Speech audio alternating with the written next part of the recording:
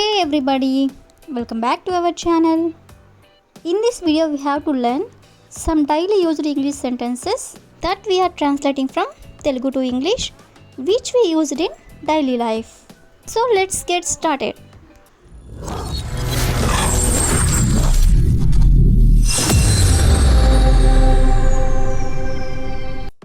Before going to the topic, if you like this video, please like and share to your friends and family members, and also don't forget to subscribe my channel.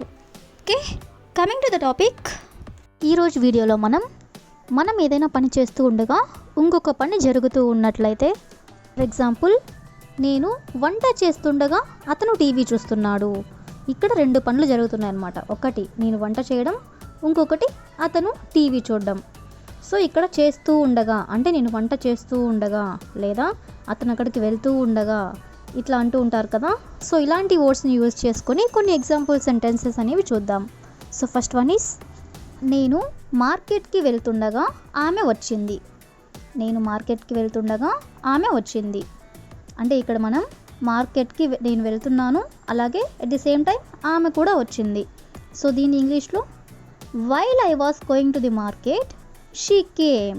While I was going to the market అంటే నేను మార్కెట్కి వెళ్తూ ఉండగా, she came అంటే ఆమె వచ్చింది. అదేవిధంగా next one is, ఆమె తింటుండగా ఫోన్ మోగింది. ఆమె తింటుండగా ఫోన్ మోగింది. సో దీని ఇంగ్లీష్లో, while she was eating the phone rang.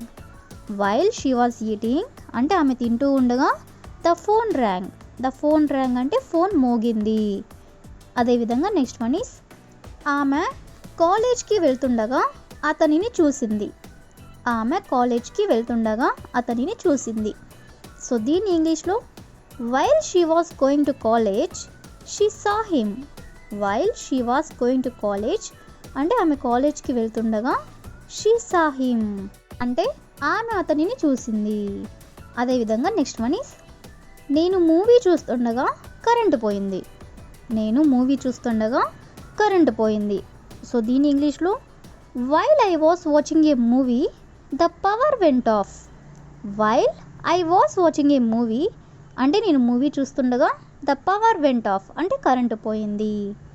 అదేవిధంగా నెక్స్ట్ వన్ ఈస్, ఆమె పాడుతుండగా వాళ్ళు వెళ్ళిపోయారు. ఆమె పాడుతుండగా వాళ్ళు వెళ్ళిపోయారు. సో దీని ఇంగ్లీష్లో, వైల్ షీ వాస్ సింగింగ్ అంటే ఆమె పాడుతుండగా they went away. They went away అంటే వాళ్ళు వెళ్ళిపోయారు. ద లాస్ట్ ఎగ్జాంపుల్ ఈస్, ఆమె 10th చదువుతుండగా నేను బీటెక్ చదువుతున్నాను. ఆమె 10th చదువుతుండగా నేను బీటెక్ చదువుతున్నాను.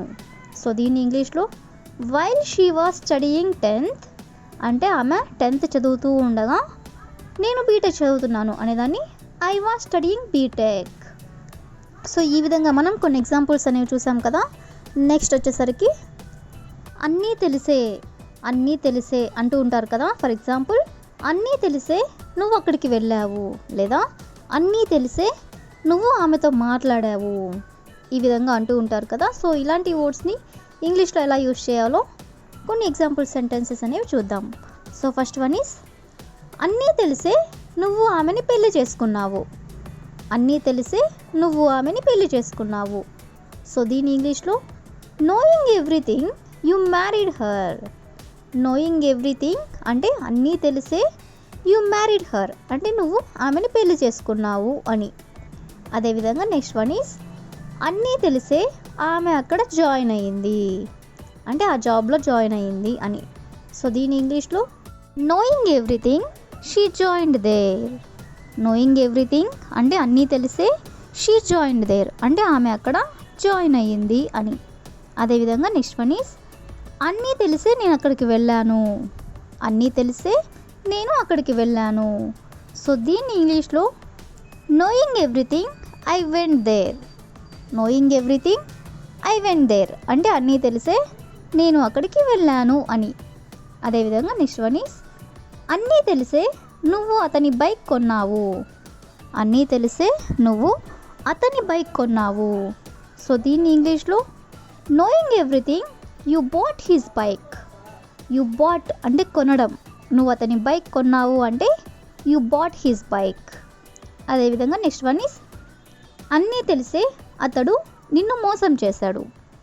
అన్నీ తెలిసే అతడు నిన్ను మోసం చేశాడు. సో దీన్ని ఇంగ్లీష్లో knowing everything he cheated you. Knowing everything అంటే అన్నీ తెలిసే, హీ చీటెడ్ యూ అంటే అతను నిన్ను మోసం చేశాడు అని. సో ఈ విధంగా మనం కొన్ని ఎగ్జాంపుల్స్ అనేవి చూసాం కదా. నెక్స్ట్ వచ్చేసరికి నా బైక్లో పెట్రోల్ అయిపోతుంది, లేదా నా దగ్గర డబ్బులు అయిపోయాయి.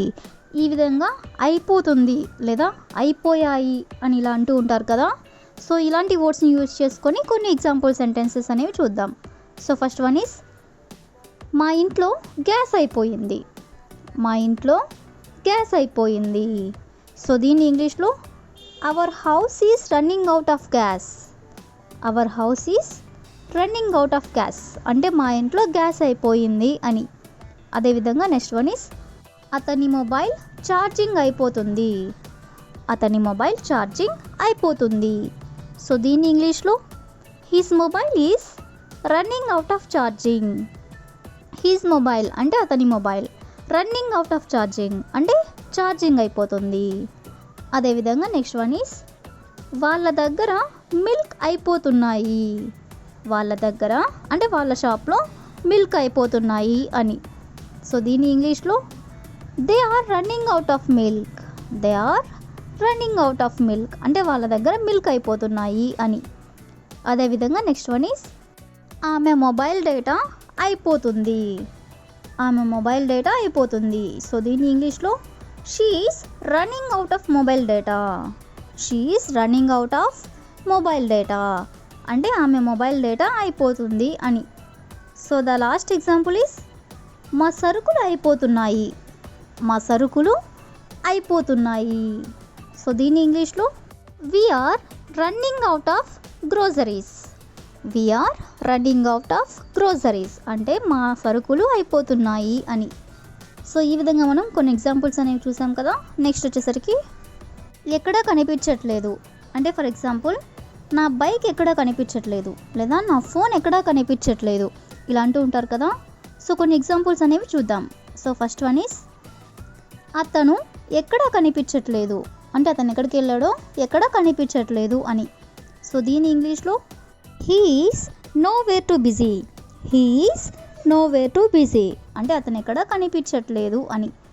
అదేవిధంగా నెక్స్ట్ వన్ ఈస్ నా పుస్తకాలు ఎక్కడా కనిపించట్లేదు. నా పుస్తకాలు ఎక్కడా కనిపించట్లేదు.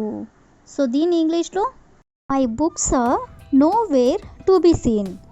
My books are nowhere to be seen అంటే నా పుస్తకాలు ఎక్కడా కనిపించట్లేదు అని. అదేవిధంగా నెక్స్ట్ వన్ ఈస్ ఆమె బ్యాగ్ ఎక్కడా కనిపించట్లేదు. ఆమె బ్యాగ్ ఎక్కడా కనిపించట్లేదు.